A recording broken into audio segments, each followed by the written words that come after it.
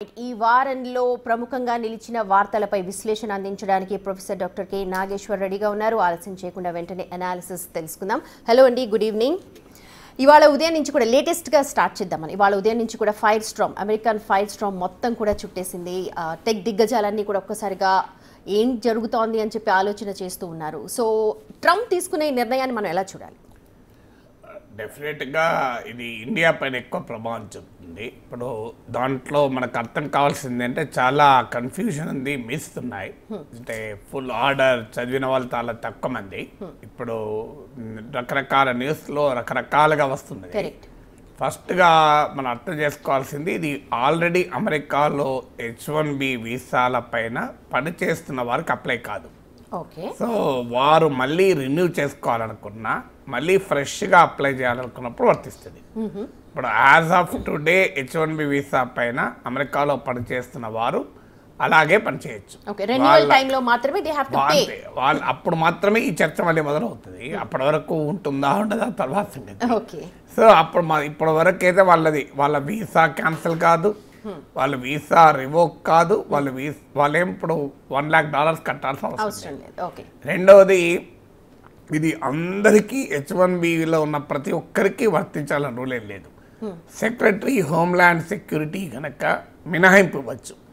అంటే ఫలానా వ్యక్తికి H1B వీసా ఇవ్వడము US నేషనల్ ఇంట్రెస్ట్లో అవసరము, అమెరికా జాతీయ ప్రయోజనాలకు, అలాగే అమెరికా సెక్యూరిటీకి వెల్ఫేర్కు ప్రమాదము లేదు అనుకున్నప్పుడు ఇవ్వచ్చు. ముఖ్యంగా defence industry, science, technology, engineering, mathematics research, stem research, health care ఇలాంటి లాట్లో ఎగ్జామ్షన్స్ ఇచ్చే అవకాశం ఉంది. ఇది రెండవది.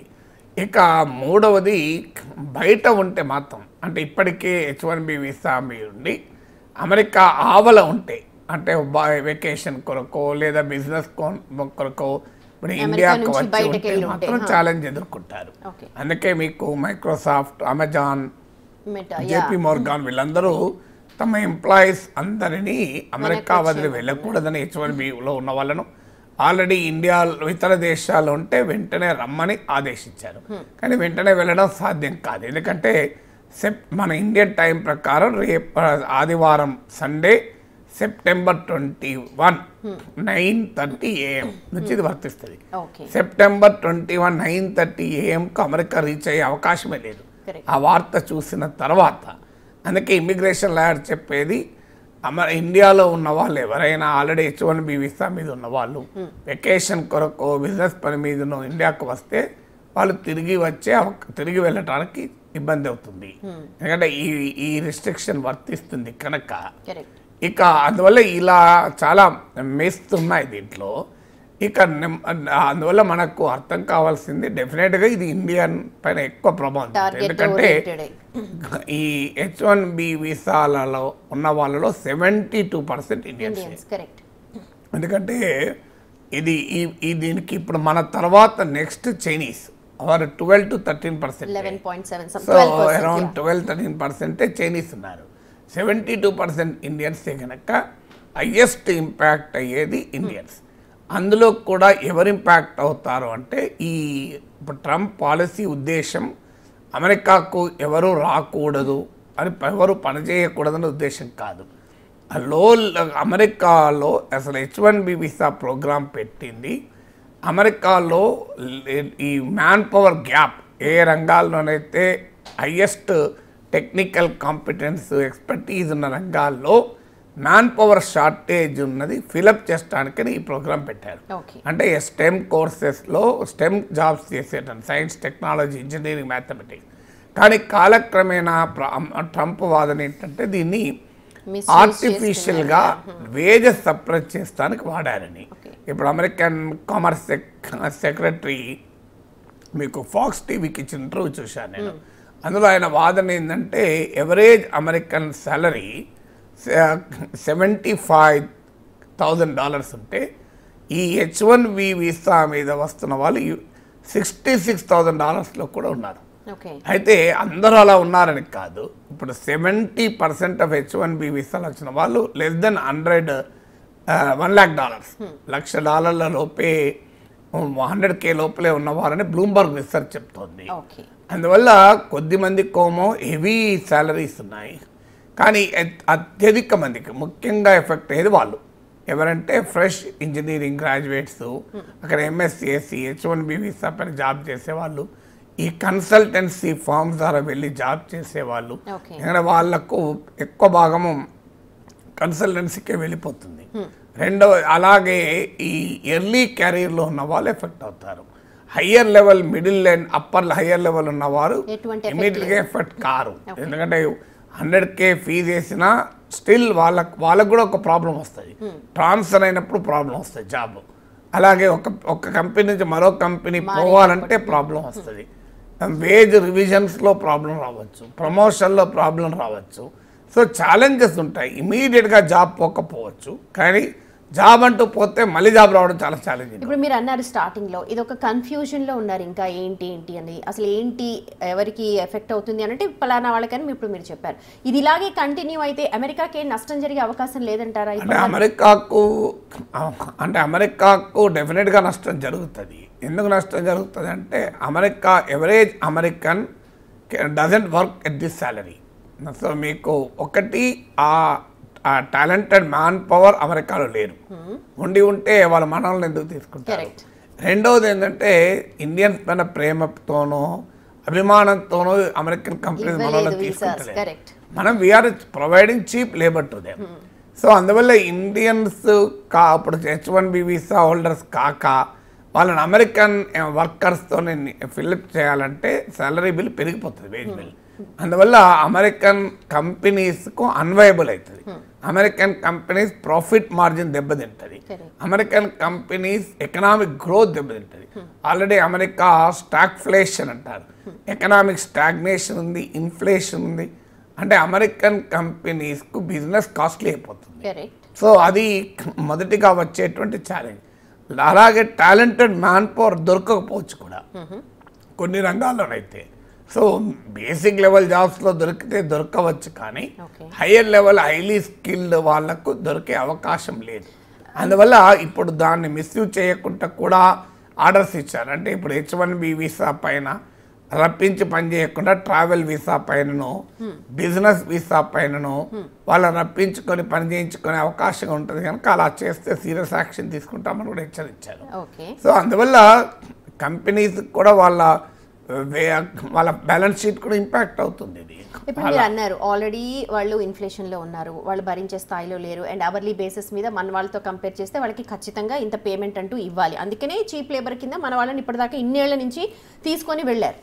ఇప్పుడు అక్కడ ఎఫెక్ట్ అవుతుందని తెలియకుండానే ఇలాంటి నిర్ణయం తీసుకున్నారు అనుకోవడానికి అంటే ఎఫెక్ట్ అవుతుందని తెలుసు, కానీ it's a fight between politics and economics. Politics ఏంటి, అమెరికాలో వైట్ అమెరికన్ వర్క్ ఎంప్లాయీస్లో అన్ఎంప్లాయ్మెంట్ పెరుగుతుంది. ఇప్పుడు లాస్ట్ జూలై అన్ఎంప్లాయ్మెంట్ డేటా చూస్తే హైయెస్ట్ లెవెల్స్ ఆఫ్ అన్ఎంప్లాయ్మెంట్ ఉంది. ఆ జాబ్ క్రియేషన్ లో లెవెల్లో ఉంది. సో అందువల్ల అక్కడ వాళ్ళలో అసంతృప్తి పెరుగుతోంది. ఆ అసంతృప్తి వల్లనే ట్రంప్కి ఓట్లేశారు. వాళ్ళంతా Trump voters. So political necessity రీత్యా చూస్తే ఈ మెజర్ అవసరం. సింబాలిక్గానైనా అంటే చూడు ట్రంప్ మా ఉద్యోగాల పరిరక్షణకు పనిచేస్తున్నారు. మొదట్లో వాస్తవంగా ఇది లో స్కిల్ జాబ్స్ మెక్సికో మీద పడ్డాడు, ఫస్ట్ ఇండియా మీద మొదలు రాలే. మెక్సికన్స్ అంతా అమెరికా జాబ్స్ తీసుకెళ్ళిపోతున్నారని అప్పుడు చర్చ జరిగిందంటే మెక్సికన్ చేసే పని వైట్ అమెరికన్ చేస్తారా? నేను అమెరికాలో చూస్తే క్లీనింగ్ ఇలాంటి పనులన్నీ మెక్సికన్సే చేస్తారు.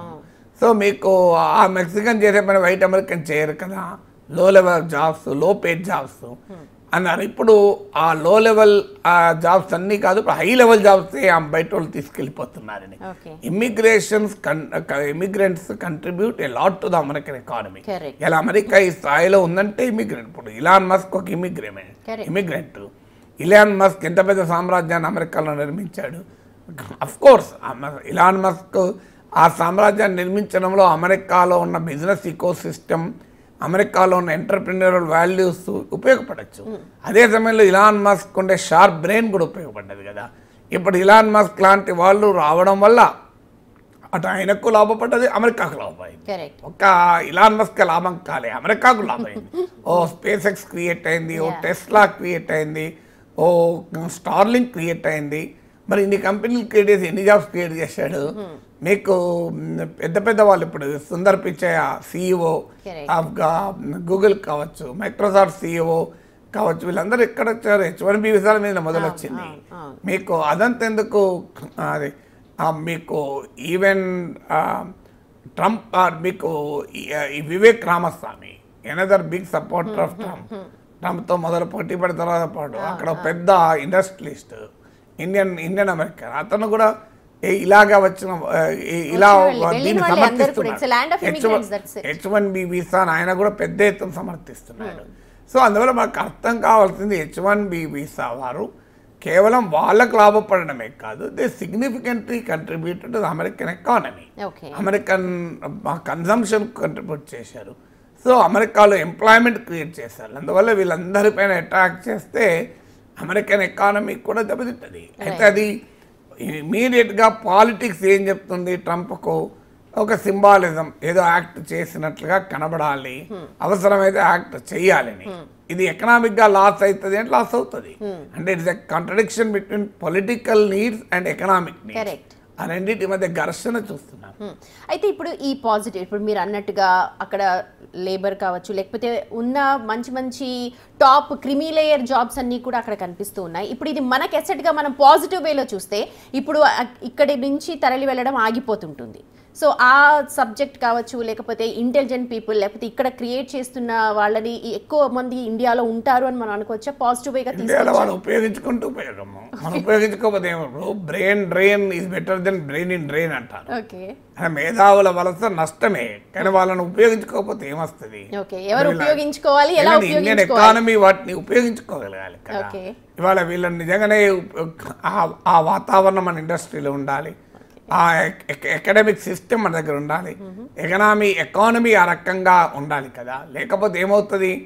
సో వాళ్ళు ఇక్కడ అన్ఎంప్లాయ్మెంట్ కంట్రిబ్యూట్ చేస్తారు. ఏమవుతుందంటే ఆ రకమైన ఫ్రీడము, ఎంటర్ప్రినర్షిప్, ఆ ఇకో సిస్టమ్ మనం క్రియేట్ చేయడం లేదు కదా. ఇప్పుడు అమెరికన్ యూనివర్సిటీస్లో మీకు నేను MITలో చూశాను, మ్యాథమెటిక్స్ ఇన్స్టిట్యూట్ ఆఫ్ టెక్నాలజీలో స్టూడెంట్స్ ల్యాబ్కి వెళ్తే ఆశ్చర్యమైంది, వాళ్ళు మినీ రోబోట్స్ తయారు చేస్తాను ప్రాజెక్ట్ రిపోర్ట్లో. మన దగ్గర ప్రాజెక్ట్ రిపోర్ట్లు అమీర్పేటలో జిరాక్స్ సెంటర్లో తయారవుతాయి.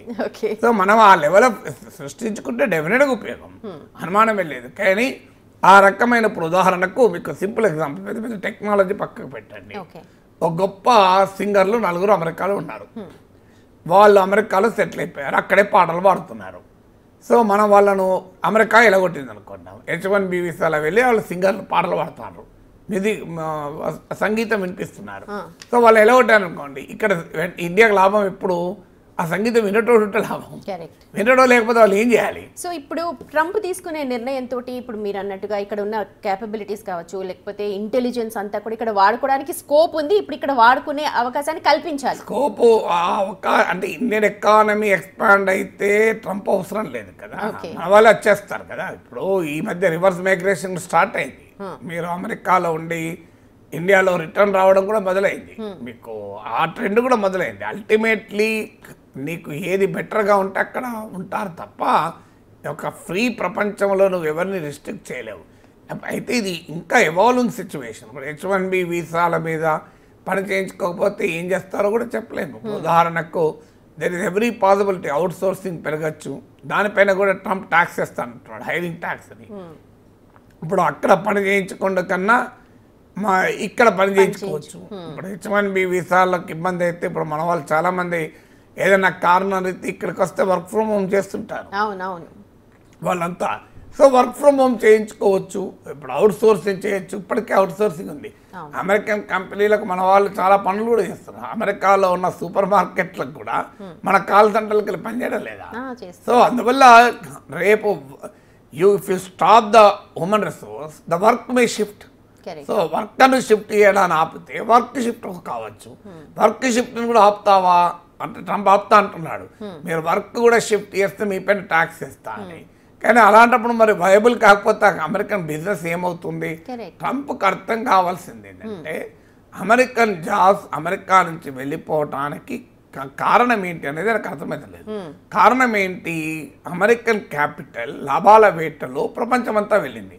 ఎక్కడ తక్కువ ఖర్చు ఉత్పత్తి చేయాలంటే అక్కడ ఉత్పత్తి చేయడం మొదలుపెట్టింది. చారిటీతో పోలేదు ఇవి.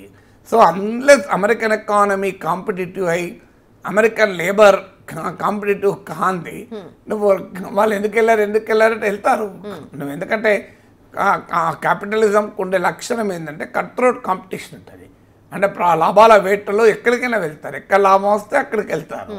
సో వాళ్ళు వెళ్ళింది ఏదో ఇండియాను ఉద్ధరించడానికి రాలే, ఇక్కడికి చైనాను ఉద్ధరించడానికి రాలే. ఇలా ఎందుకు టెస్లా చైనాలో ప్రొడక్షన్ చేస్తుంది, ఎలాన్ మస్క్ కూడా మేక్ అమెరికా గ్రేట్ అగైన్ లాబీలో భాగమే కదా. ఎందుకు యాపిల్ ఇండియాలో చైనాలో వియత్నాంలో ప్రొడ్యూస్ చేస్తుంది? ఏదో మన వాతావరణం నచ్చి కాదు కదా, మన ఫుడ్ నచ్చి కాదు కదా. వాళ్ళు ఇక్కడికి ఎందుకు వచ్చారు? ఇక్కడ చీప్ ప్రొడక్షన్ కనుక వచ్చారు. ఇక్కడే కాదు, ఎక్కడ చీప్ ప్రొడక్షన్ ఉంటే అక్కడికి వెళ్తారు. That is how the capital flows. Capital ఉండే లక్షణం in search of profits it goes anyway. So నీకు ఇప్పుడు కాదు క్యాపిటల్కి ఉండేటువంటి సహజ స్వభావానికి భిన్నంగా క్యాపిటల్కు నేషనలిజం ఉండాలి, జాతీయత ఉండాలి, దేశభక్తి ఉండాలి. అది అమెరికాలోనే ఉండాలి. ఎందుకు ఉంటుంది? లాభం ఎక్కడితే అక్కడికి ఉంటుంది. Capital has no nationalism. క్యాపిటల్కు ప్రాఫిటిజమే ఉంటుంది. Is a pucca business man. మనం ఫస్ట్ స్టార్టింగ్ అనుకున్నట్టుగా బిజినెస్ మ్యాన్. కానీ ఖచ్చితంగా ఎఫెక్ట్ పడుతుంది ఎకానమీ మీద అని తెలిసి ఇలాంటి వెర్రి వేలం నిర్ణయాలు అని చెప్పి పక్కా బిజినెస్ మ్యాన్ కానీ పక్కా పొలిటీషియన్ కూడా. ఓకే, రెండింటి మధ్య 2 రోల్స్ ఉంటాయి కదా. అలాంటప్పుడు H1B వీసాను ఇదివరకు సమర్థిస్తూ మాట్లాడాడు కూడా. ఇలాన్ మస్క్ సమర్థించినప్పుడు నేను ఇది గ్రేట్ ప్రోగ్రామ్, నేను కూడా ఆ ప్రోగ్రామ్ ఉపయోగించుకున్నాను కూడా అన్నట్టు. సో అల్టిమేట్లీ ఒక సామెత ఉంది, ఎన్నికలప్పుడేమో పొలిటీషియన్గా ఉంటారు, ఎన్నికలు అయ్యాక సీఈఓలుగా మారుతారు, మళ్ళీ ఎన్నికలు వచ్చినప్పుడు మళ్ళీ పొలిటీషియన్లు అవుతారు. ఇప్పుడు 2026లో మిడ్ టర్మ్ ఎలక్షన్స్ ఉన్నాయి. సో ఆ ఎలక్షన్స్లో గెలవాలి. ఇప్పుడు ట్రంప్ పట్ల రేటింగ్స్ పడిపోతున్నాయి. సో ఈ has to create some fervour కదా. సో అదొకటి కారణం కావచ్చు. రెండవది ఇండియాతో ట్రేడ్ డీల్ నడుస్తుంది.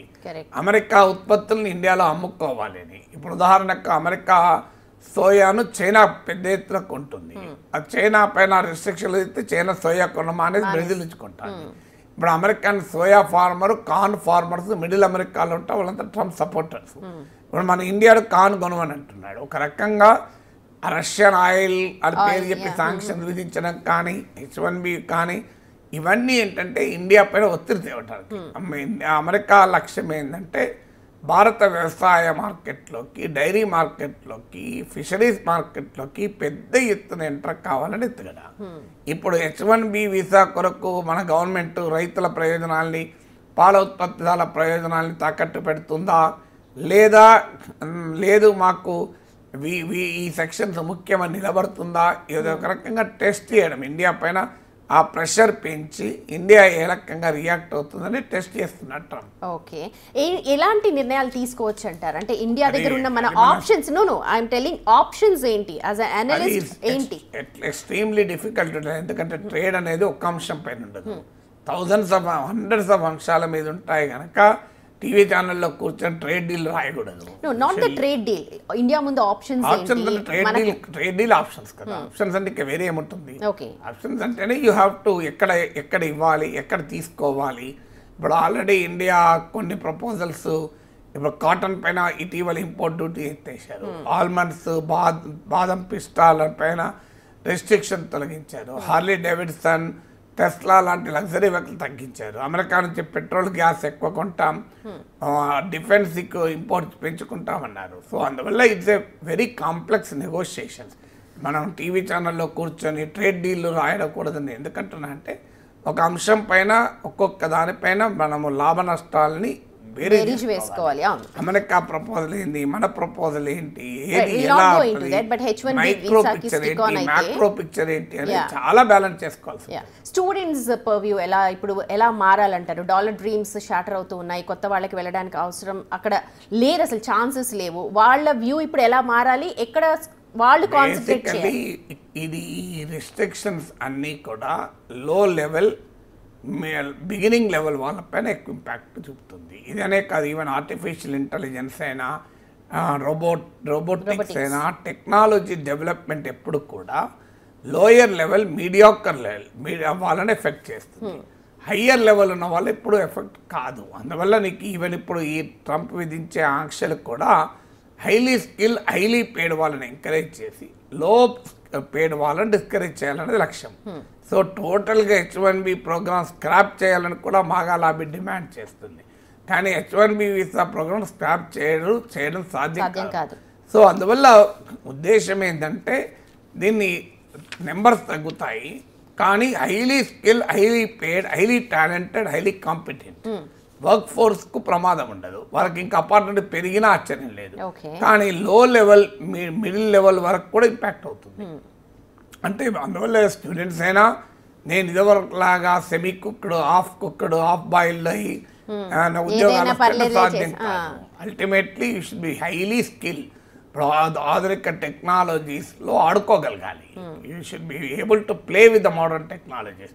అలా లేదు నేను రొటీన్గా ఇంజనీరింగ్ చేస్తానికి ఏదో ఒక చిన్న టూల్ నేర్చుకుంటాను, చిన్న సాఫ్ట్వేర్ నేర్చుకుంటాను, ఏదో కన్సల్టెన్సీ ఫామ్లో చేరుతాను, అందరు చేసే పని నేను చేస్తాను, నాకు ఇంత డబ్బులు వస్తాయి అనుకుంటా మాత్రం సాధ్యం. ఎందులో సరే ఎక్సెలెన్స్ ఉంటే తప్ప సాధ్యం కాదు. రైట్ అండి, థ్యాంక్ యూ సో మచ్ దీనిపైన విశ్లేషణ అందించడం.